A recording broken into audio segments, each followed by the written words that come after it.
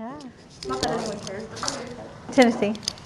The fact that Tennessee won a game is kind of a big deal. So it's a big deal because we're not very good. Yeah.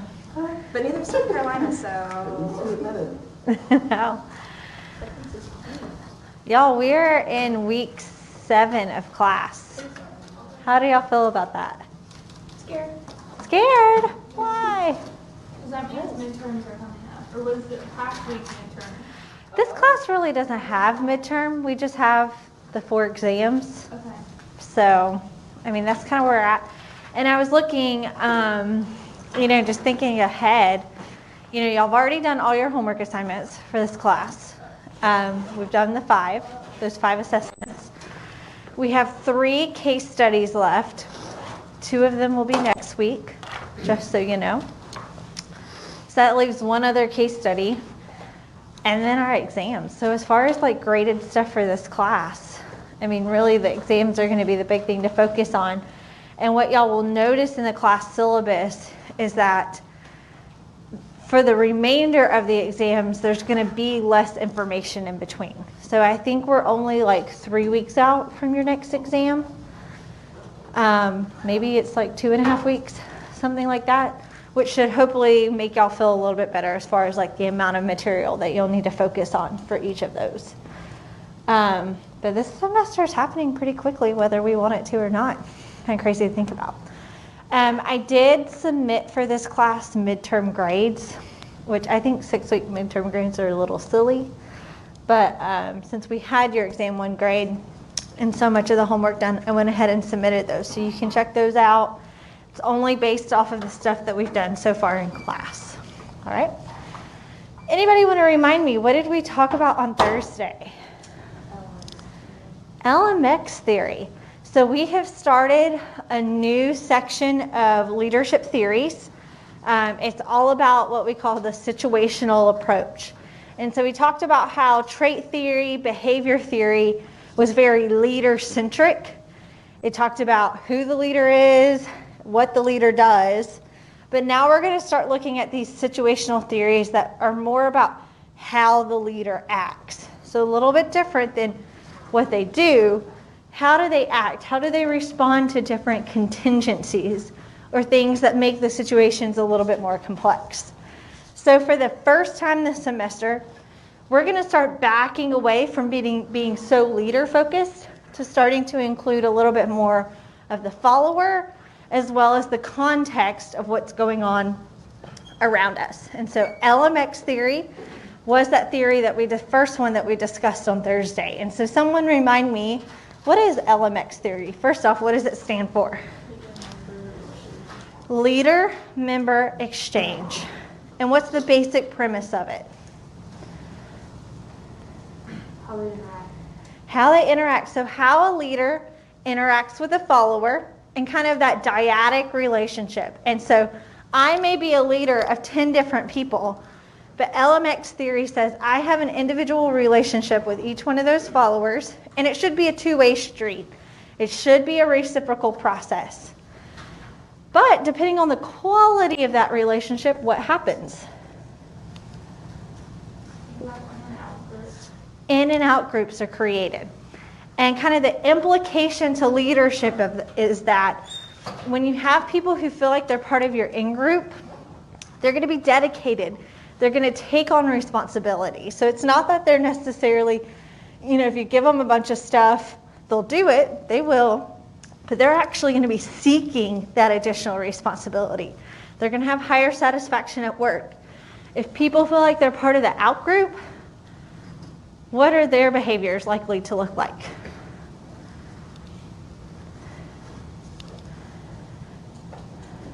Are they going to want to come to work?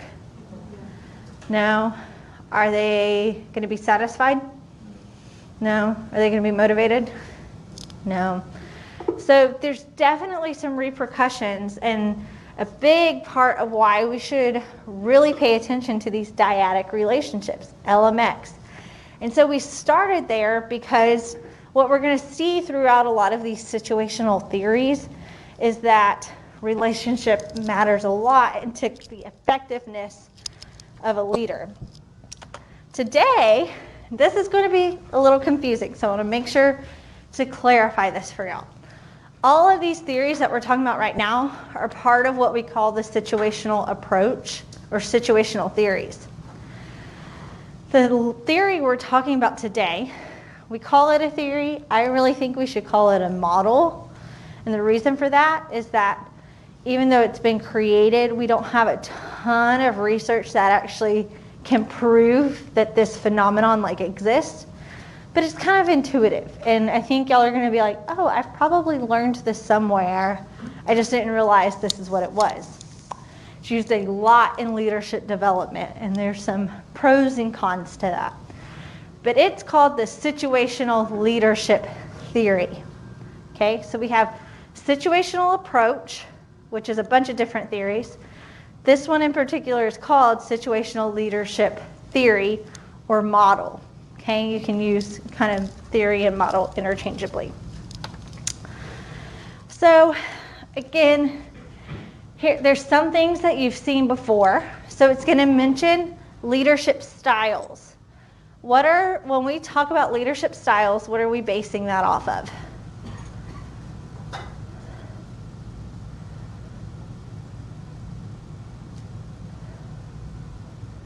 When did we talk about leadership styles for the first time? Behavioral theory.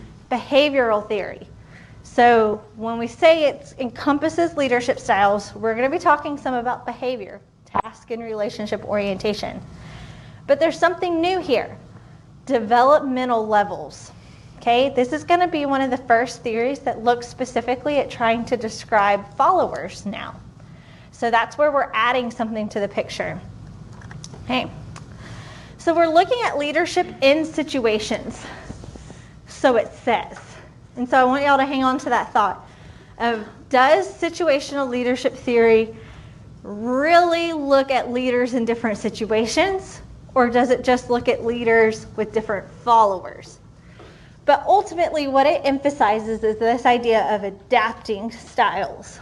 So I've heard it said, even here in class, some of the criticisms about trait approach or behavior approach was that doesn't really happen in real life. We don't always act the same in every given situation or with every person that we interact with.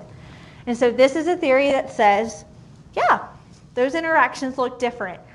And what it does is it charges the leader with having to figure out what is it that the follower needs the most, and they need to adapt or match their leadership style to fit the needs of the follower. So again, it's a matching theory. That's something important to know. It expects you to match. And here it is. Let's look at this part later. I want to kind of just look up here at the top. You notice here on the bottom, we have directive behavior. What does that remind you of?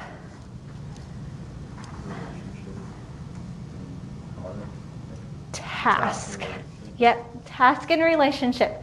Directive behavior, supportive behavior. So you could almost, again, got to go back a couple weeks to Blake and Mouton's managerial grid, right? And we had those 5 leadership styles. And it all had to do with what is the mixture of task and relationship behavior that's happening. But that was a very static theory. It said that, if you are a team leader, you're always a team leader. What this theory is doing instead is says, okay, there's 4 styles. It's a mix of task and relationship. But as a person, you can shift. Depending on what the follower needs, you can shift. It's a little, I don't want to say confusing, but it seems backwards because we're used to reading left to right. But this grid actually goes from the bottom right up. And so you'll see S1, S2, S3, S4. Those are the 4 different types of leader styles. And essentially it gives this idea that kind of with every follower, depending on where they're at, we kind of go through this cycle of how we have to lead them. And so usually if we have these 4 levels of a follower, D1, D2, D3, D4. And these different development levels are pretty much based on two different things. It's based on their competence. So what is the competence of a follower? So whatever task it is that you're asking them to do, are they actually able to do it? Do they have the knowledge to do it? Do they have the skills to do it? And then it's also based off of their commitment. So competence and commitment. I like to think of these follower levels as high schoolers. A D1 follower, very much like a freshman. Y'all describe to me, what is a high school freshman like? What was it like to be a freshman in high school? Take me back. You're just like, there's this deep desire just to like fit in and be a part of like the in crowd. You usually look up to like upperclassmen, like you kind of like try to model what they do. You want to like hang out with them. They'll give you rides if you like get buddy with them. Yeah. You kind of like look to like the older group to see like what are the cool things to wear, right? Like what is actually in style or not. What else? So if we were trying to describe a freshman between these two categories of being competent and committed, how competent would you say high school freshmen are when it comes to being in high school? Right? Do they know all the kind of like hidden rules of high school? No. Like do you know all the cliques or things that are happening? No. So competence is usually low. What's commitment though of a freshman? Are they excited to be there?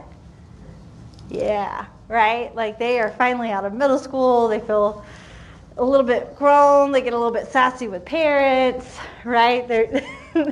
There's this high commitment level. And so a D1 follower is a lot like a high school freshman. Low competence, but high commitment. D2, sophomores. Describe to me what it was like to be a sophomore in high school.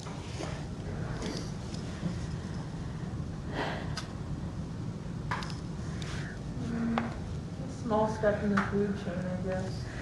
Yeah. It's almost like the forgotten about grade, right? Any of y'all feel like that as a sophomore? Like, you know a little bit more about what's going on at the high school, but do you know enough to really be a part of everything going on? I feel like you're the middle child. Yes. Sophomores are like the middle children of high school. Like they get away with everything. They really kind of go underneath the radar. Yeah. Kind of forgot about. Kind of forgot about. And so how do you think that affects the commitment of sophomores in high school? Goes down slightly. It goes down. Like, it's kind of like that. I'm super excited to be in high school as a freshman, and now I'm a sophomore, and this is a reality, and I've got to do it for 3 more years, right? So much lower commitment. Competence level, still kind of low, but you know a little bit more than what you knew last year, right? So D2, low to some competence, low commitment. Junior year. What was it like to be a junior in high school? I have senioritis already. Yeah, senioritis already. Sophomore year. Whenever Yeah. you're handing your license, you should not have done that. No. As far as the competence of a junior, what do you think? Higher? Definitely higher. Like, you've been in high school now for 2 years. Usually by then you've kind of figured out friend groups, right? Things like that. You know, again, some more of those kind of like hidden norms of what goes on at your school. So kind of that moderate to high competence. What about your commitment though? You talked about senioritis. Just depends. Just depends, yeah. What were some things that made you committed to high school as a junior? College apps. So maybe you're taking ACT, SAT for the first time, right? So you're like, yeah, maybe I should start paying attention in history a little bit more. Or get a math tutor, right? So there's some outside motivators that are making you a little bit committed, more committed. What else would make you more committed as a junior? You just have a year left. Just have a year left. Right after that. Like you can start to see the light at the end of the tunnel, right? Any of y'all school have a policy when it came to prom that like was connected back to attendance or things like that? My school did. Like, you couldn't buy a prom ticket if you had so many unexcused absences. So you would start to see attendance in junior level classes, especially in the spring, start going up, right? Like, that was a motivator. So the thing with juniors is that level of commitment can kind of be variable. Sometimes of the year it's really high. Other times of the year you're like, I am just ready to be a senior and be out of here, okay? That's a D3 follower. D4, senior year. Tell me about it. What was it like to be a senior in high school? I was never at school my senior year. I think I had 2 classes that I showed up for. I had a full schedule. I was just gone doing things all the time. Busy. 4-H. It's like you're already thinking about that next step, right? Of like, what are you going to do after graduation? And so starting to prepare yourself for that. Was it exciting to be a senior? No, it's kind of a letdown. Kind of. Yeah. It just wasn't exciting if you anticipated it. Like, High School Musical was not for you. It was not High School Musical at I all. feel like we say that now because we're in college and we realize how much better college is. But in the moment, like high school was like graduating, like I feel like it was pretty cool. But like even freshman year of college was way better, 10 times better than senior year of high school. Yeah. I think I got more out of my junior college than I did out of my senior year of high school. I got more out of my high school than I did out of my junior college. There was only 32 of us that graduated, okay? Like, we did nothing. Well, let's think in the ideal situation, all right? As a senior in high school, what was your competence level? Like, you had been in high school 3, almost 4 years at that point. Any of y'all feel like you kind of knew the rules of the school? What was going on, right? So your competence level by this point is much higher. What about your commitment level? Were y'all committed to finishing so you could graduate? Barely. But you at least did it, right?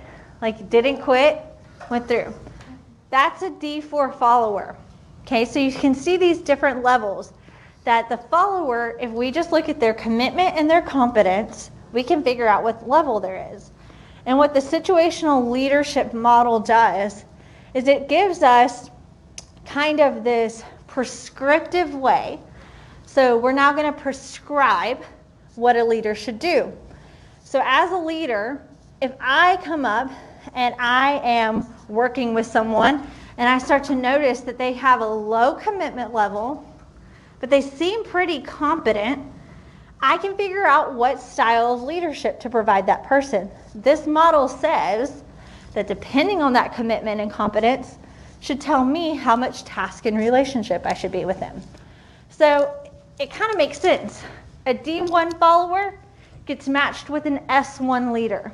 So if someone's low competence but highly committed, then what they're saying is that as a leader, you need to be more directive. You need to tell them more what to do. Again, be more task-oriented, and you don't necessarily need to be relational with them. Because the thing is that they're committed. So you don't need that relation piece to build up their commitment. You've got to work on their competence and them feeling like they know what they're doing and are prepared to do the task you've asked them to do. Does that make sense? Yes. When the leaders adjust their style, how far are they willing to adjust like their values and things like that to adjust their followers? That is a really good point. How does values play into this? You know, I think that's one of the hard things with this model. And so it tries to be very prescriptive to say, okay, if you know your followers are like this, you need to do this as a leader, and it works. Unfortunately, when we've actually tried to do research with this particular model, it doesn't work that way. Part of it is because it doesn't match up with the leader's values, or it's not what the follower wants. Can we describe people solely based on their commitment and their competence? No, we're very complex human beings, right? And so it leaves out a lot of factors, and that's one of the criticisms of it. So that's a really good question. What's also hard here is that sometimes as leaders, we think it's our job to develop people, right?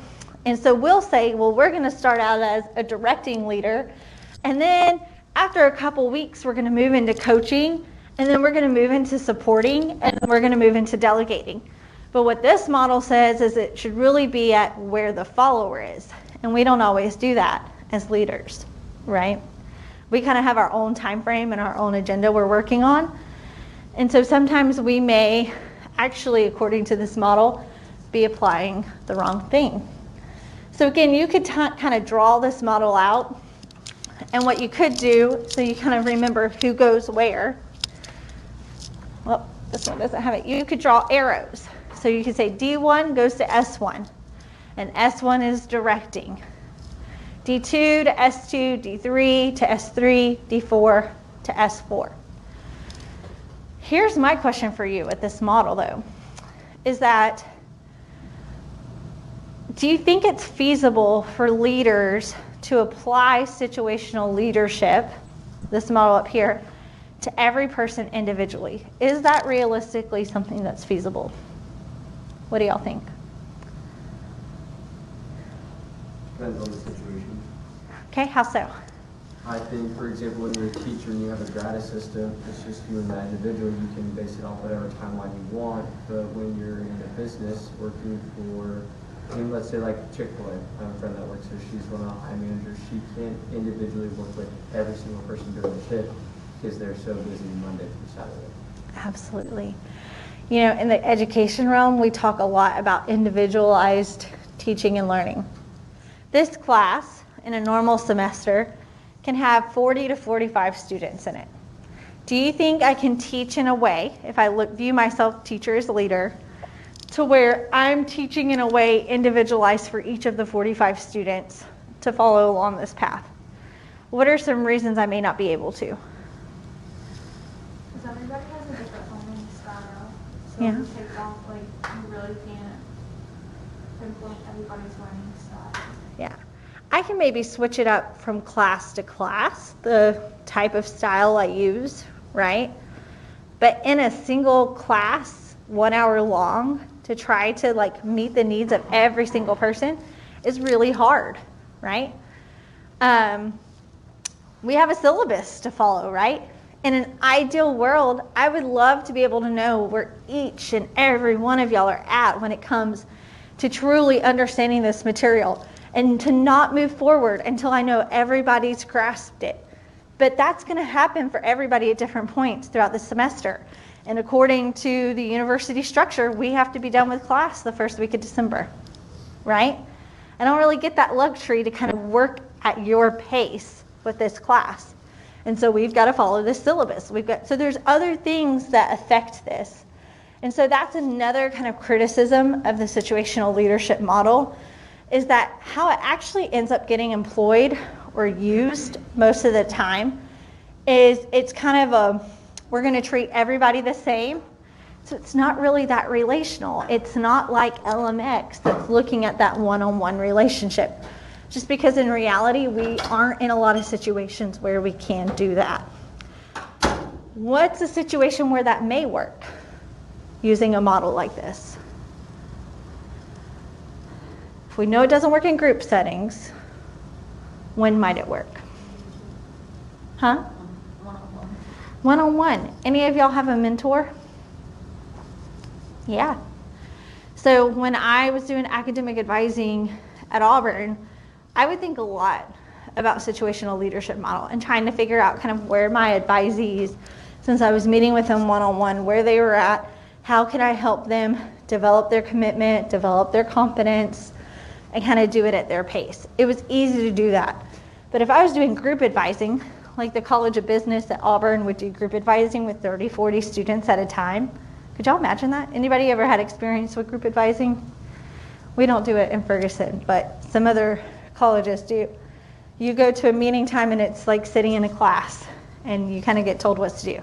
It's not very individualized. It's hard to employ a model like this. Okay.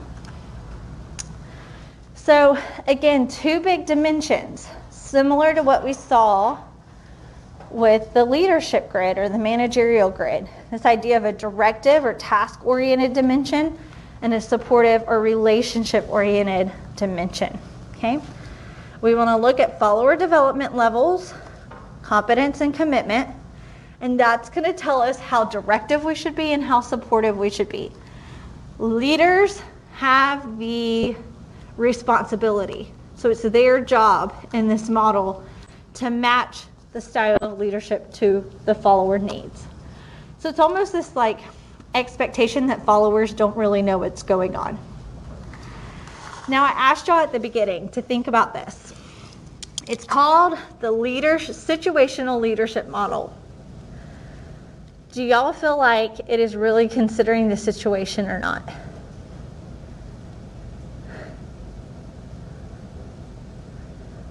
What do you think? No? Why not? We just discussed how it's situational in a way of like you really have to consider, and it's not feasible because it's really just putting a broad umbrella on like the leader-follower relationship, but it's not considering like it's maybe not successful in bigger groups and more successful in like individual one-on-one. Yeah. It's not really assessing the situation at all. That's one thing I really hate about this model is that we call it situational leadership model, but it's really just a leader-follower model.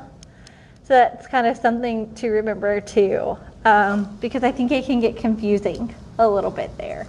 You know, it's great that it's added in the perspective of the follower and that we're starting to be more follower-centric instead of leader-centric, but we haven't really started talking about some of those other complexities of things that could possibly be going on. Okay. So again, we're going to jump. Y'all have these slides. This kind of shows there again how you match up the different follower styles. Okay, some strengths about it. And it's important we talk about these. Marketplace approval. If there is one theory that sometimes I don't even know the people presenting realize this is what they're presenting, that gets used the most in leadership development sessions, it would be this one, right? We're going to teach you how to be adaptive follower or adaptive leaders and how to understand the needs of your followers. It sounds really good, right? And so it has been used so much in leadership development, leadership training, even though there's not a whole lot of empirical research to support it. Okay? It seems practical. It seems straightforward. Seems like, yeah, anybody could do this. If you learn about it, you should be able to shift what you do. But the thing is again, kind of going back to that thought of like, what do you value as a person?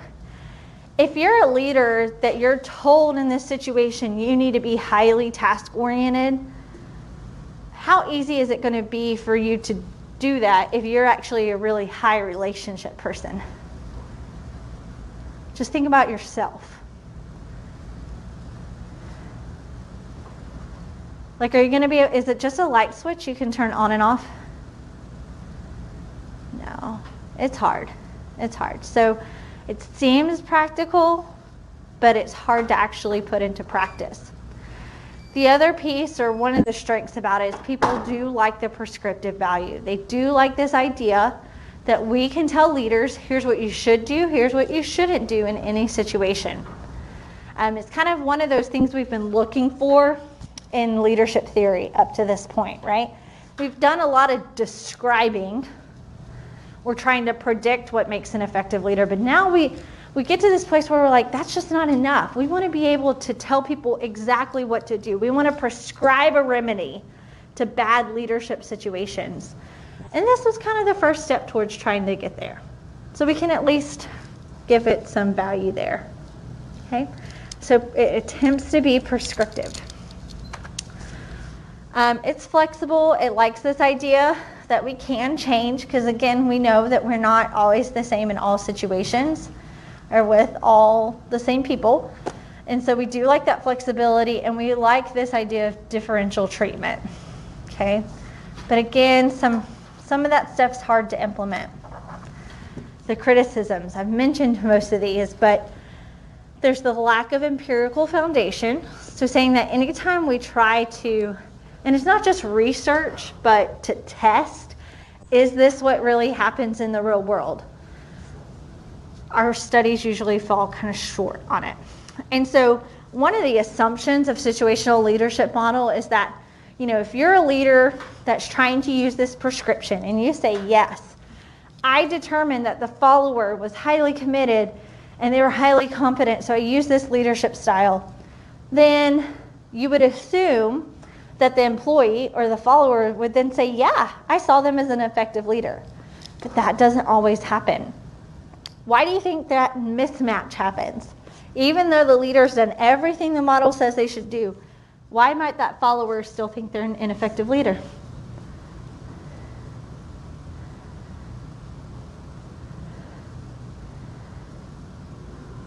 Simply because they may not like them. Personality conflicts, right? This model is only considering task and relationship orientation and follower commitment and competence. It's not looking at how personalities match, how values are different. What else could make someone consider a person an ineffective leader? Think back to LMX.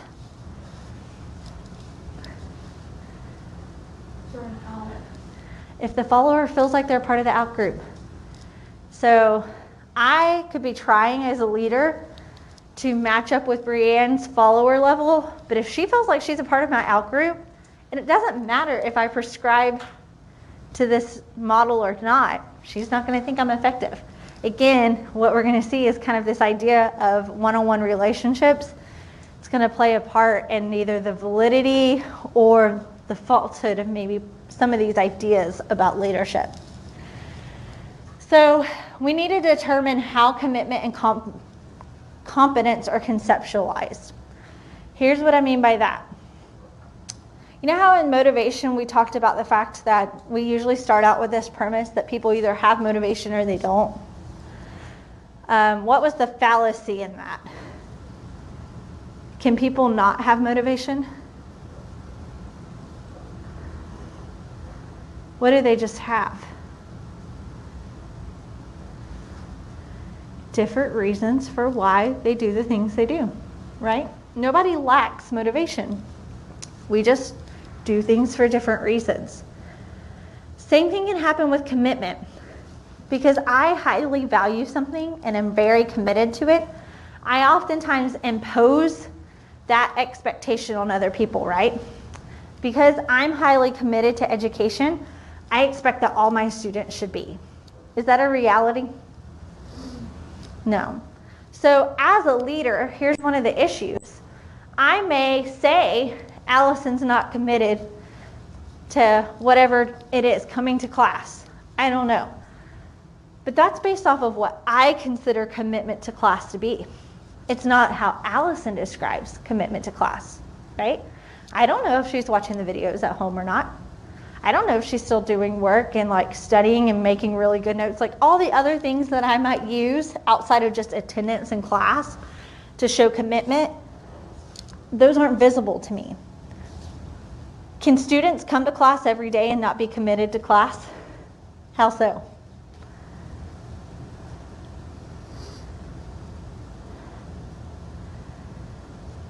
You could be like physically present, but not like mentally present. Yeah. It's that like thought that I'm going to learn by osmosis, right? Like if I just go sit, my brain is just going to be the sponge. I'm not going to have to study outside of class. I'm not going to have to read the book. But I'm in a class every day, right? It doesn't always work like that. Okay, so we have to be careful with theories like that. Like we're making some pretty big assumptions about people and assuming that we all are defining commitment and competence the same way. And most of the time, if we really get to the nitty-gritty of it, we're not. And so that's another big criticism of this theory, okay? And that ties into that third point there. So why do y'all think, and I mean, we have these there, why do y'all think we learn about situational leadership model then if there seems to be so many criticisms of it? I think maybe like the root of the idea was meant to be purposeful. Because like ideally you would think, oh, depending on the situation, this is how I should lead. Yeah. But, you know, the Yeah. lack of like it working. Well, and it's one of those, sometimes you just got to try things out, right? So probably the intention of Hershey and Blanchard wasn't to like sell everybody this like invalid theory that we can't really support, but it was an idea, it was a good idea, and they put it out there. I think what happened though is they called it a theory instead of just calling it a model. Technically, we're not supposed to call things theories until we have a lot of evidence behind it that that is actually something that happens and holds true over time. And so unfortunately, before a lot of that research could get done, it was like, yeah, this seems really practical. And like I said, it got picked up and it started to get used in training and development, especially in the business setting and with youth organizations. Another reason that it's still important that we talk about it is that it is a part of the history of the research we've done in leadership. A lot of times, the only reason we're able to continue learning and growing is to learn from mistakes or learn from things that we don't know. So it's important for us to have this idea there and to say, it was an idea, we started researching it, we're not able to fully validate it, because then that's going to keep people from going back and making that mistake again and maybe recycling that idea as if it was something new later on. So it's important that y'all know where this kind of fits in, again, in that history of leadership research.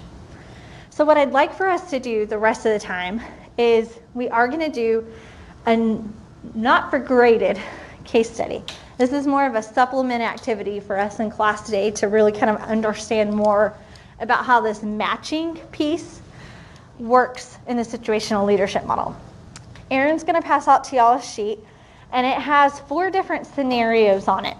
And for each scenario, you're going to have to identify, based off of what it says, what you think the follower's level is, developmental level, and then based on that, what you think the leader's style should be. Okay? I'll tell you, none of them repeat, so you're not going to have like 2 followers or 2 scenarios where both the followers are G2 followers. So there's 1 for each development level, 1 for each leader style. You can work on it individually, or if you want to chat with somebody near you, you're more than welcome to do that. But I want to give y'all about 15 minutes to read through these scenarios, try to determine what you think the levels are and the matching, and then we'll come back and review our answers together as a class. Okay? And if you have questions during it, raise your hand. I'll kind of be walking around to see how y'all are doing. And I feel like it is so dark in here today. I don't know.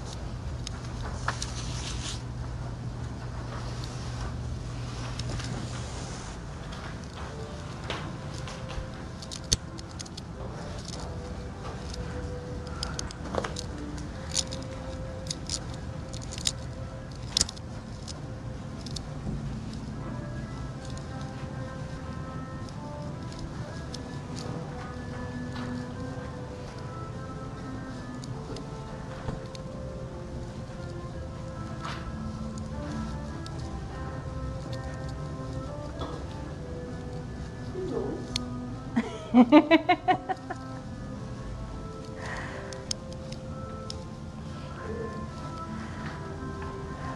never thought I'd hear this song as a cello. Or what instrument is this? It's a cello. Oh, okay.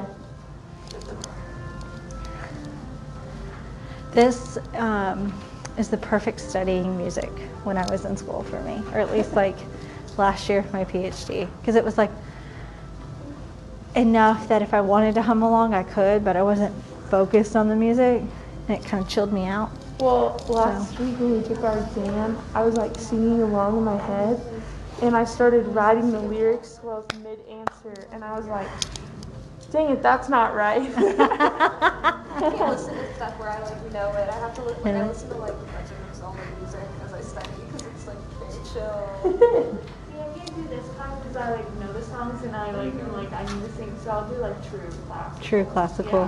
Yeah, that I know I won't be singing out something. Yeah. Also, a great I'll do true classical next exam. I like classical music. When my dad started came up, that's all he could after. That's all he liked to do. I don't know. Y'all probably wouldn't have seen this before. Yeah, it's like me 20 minutes before study time before the exam. That's me, baby. I don't know. Y'all may not have seen this before, but Christina Aguilera was talking about her daughter, and her daughter is obsessed with PJ Masks and started wanting her to sing the PJ Masks theme song to her to go to bed at night. So there's actually a recording of Christina Aguilera turning that theme song into a lullaby.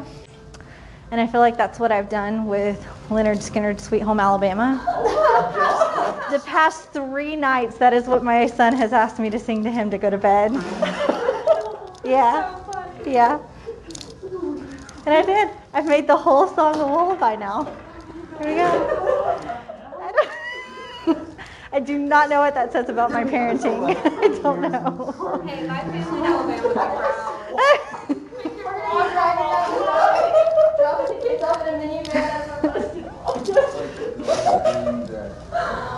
But it'll be a classical version. It won't be. We'll be classic. Can you imagine somebody turning that into a lullaby though? It's kind of like I've seen it done, and there's no one singing voice, a country music version. So I Have you seen the George it's probably Strait? possible. It's probably Oh my god. with Rocky Top. I don't know. He's just gotten on this kick lately about the fact that he was born in Alabama, and so he just keeps asking. And I don't know. A couple of weeks ago, the song came on because we played music a lot in our house, and I was like, "This is your song, Wilk," and That's so cute. yeah.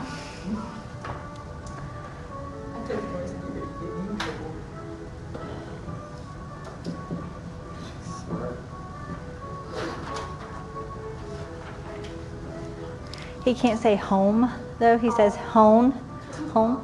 So he'll go, "Sweet home, Alabama." It's kind of funny.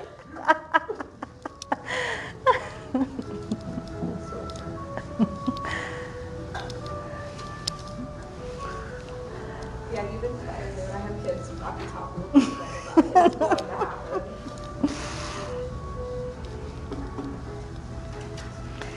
Both my sister and I, our daughter-father dance at our weddings were Leonard Skinner because that's my dad's favorite. I danced to Tuesday's Gone with him, and then she danced to Freebird with him.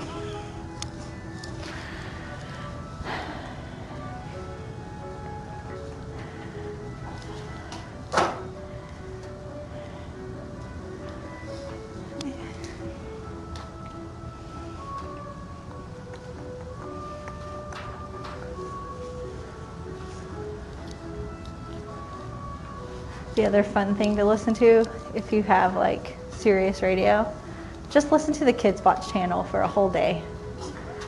The songs that are on there was like a Coldplay song that they did the other day on Kids Bop, and me and Chad were like, what? Like, it was crazy. I love to listen to kids track. It's on Spotify. It's so fun. There's my favorite one is I Love My Mom. That's a good one. But there's also one about like dinosaurs, and like there's one that says that's called Don't Fight. Like They're really cheesy, but they're so funny. So what is this on Spotify? The albums are just called Kids Trap. So it's like, it sounds like rap music, but it's like, clean your room.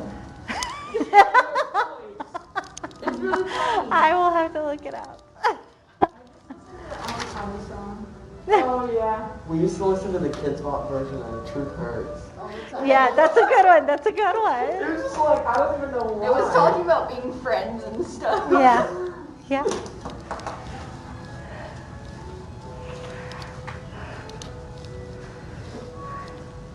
There's like the whole thing about like noting like how Kids Bop changes lyrics and stuff of like pop songs and how sometimes it's like really bad. And Yeah. the whole thing now. It's just funny. There's something about kids. They like listening to music with other kids singing. So we'll be in the car and we'll like, turn it on Kids Bop.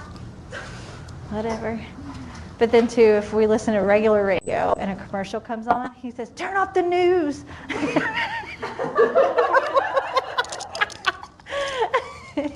He's a really crazy kid. Kind of bossy. When my mom drives my nephews to school, like she listens to gospel music, and she's like the prodigal mom, which she wasn't with us. So it's like, where were you? And then, but like when I get in there, I'm like, I love Jesus, but we're gonna click to something else. And of course, I like click to it'll be country station, and it'll literally play the worst song on there, and then they'll just be bopping around singing it, and I'm like, where'd you hear that? And they're like, you. Yeah. We Heck. don't shelter well from a whole lot of music. We listen to a lot of different stuff. Probably my favorite video I have of him is at 2 years old. We were listening to a rock station and Metallica came on and he started banging his head. So I just recorded it and I was like, yeah. Like, this is awesome. So I listen to everything. All right. My mom was kind of like a really cool mom, like back in the 70s. She like went and saw ELO and like the Eagles and like all them live, so that's why I like listened to it growing up. My parents go to a lot of concerts. I've seen some really good stuff with them. My mom took my cousin to a Justin Timberlake concert in Orlando 2 years ago because she wanted to go. I'm like, Mom, you're kind of old for that. But whatever. She's like, but he's so good. My mom actually was a food taster too. Yeah. My dad always like Raymond Travis or nothing. All right. Anybody need more time? Or are we kind of wrapped up with all 4 scenarios? Okay.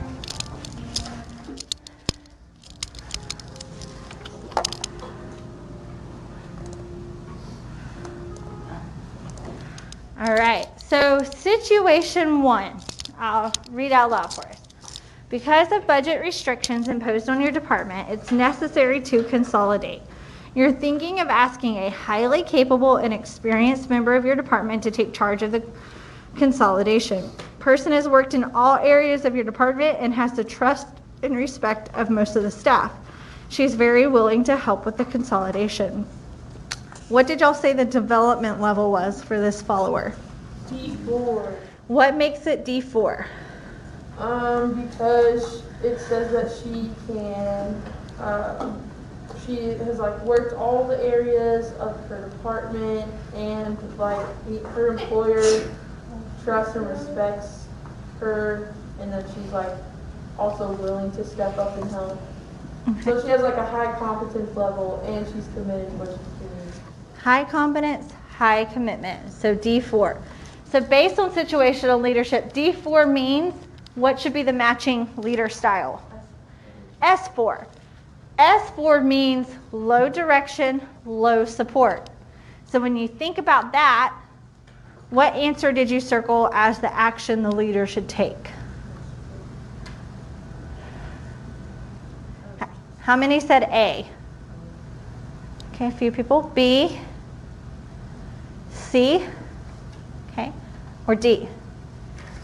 Okay, so let's think through. If we want to be low directive, low supportive, A says assign the project and let her determine how to accomplish it. What does the level of direction sound like? Low. What's the level of support sound like? Low. Because you're just, does it say anything about supporting her at all? Like, no. So A would be the correct answer there, right? So again, we're thinking here. If you know someone's highly committed, has high competence, you want to be an S4 leader with them, A would be the best match as an S4 leader, to just let them do the job. Let them determine how to do it. They don't really need you to tell them, like, hey, you're doing a great job, keep it up. Like, they're going to do it because they're committed. Situation 2. You've recently been made a department head of the new regional office. In getting to know your departmental staff, you've noticed that one of your inexperienced employees is not following through on assigned tasks. She's enthusiastic about her new job and wants to get ahead in the organization. What follower level did y'all give this person? 1, D1. What seems to be her commitment level? Commitment level seems high. She's enthusiastic, right? What about competence though? Low, inexperienced. D1, what's the matching leader style? S1, highly directive, low supportive. So out of the 4 actions, which should you do as a leader? C. Define steps necessary for her to complete the assigned tasks and monitor her performance frequently. High level of direction. Is there any mention of supportive behavior? No, none at all. Okay. Situation 3. Because of a new and very important unit project, for the past 3 months, you have made sure that your staff members understood their responsibilities and expected level of performance, and you've supervised them closely. Due to some recent project setbacks, your staff members have become somewhat discouraged. Their morale has dropped, and so has their performance. What level of follower did y'all say here? You said 3? I said 2. 2. So let's chat about this. What made you say 3? Just because they are experienced, but they just had one setback. Okay, they are experienced, but setback. But it sounds like they're still committed. Okay. D2, what made y'all say D2? Because like, so I kind of look at it as S2 in a sense, because the person has to be highly directive and give like supportive behavior because they feel discouraged, so they need that. Yeah. So we're looking here at low to some competence. So there is some, but not a whole lot. But definitely the commitment level has dropped, right? They're very discouraged. So I would say probably the most accurate answer would be D2 for the follower level. And so then D2, what's the leader style? S2, which is coaching. Highly directive and highly supportive. So what would be a highly directive and highly supported action from the leader?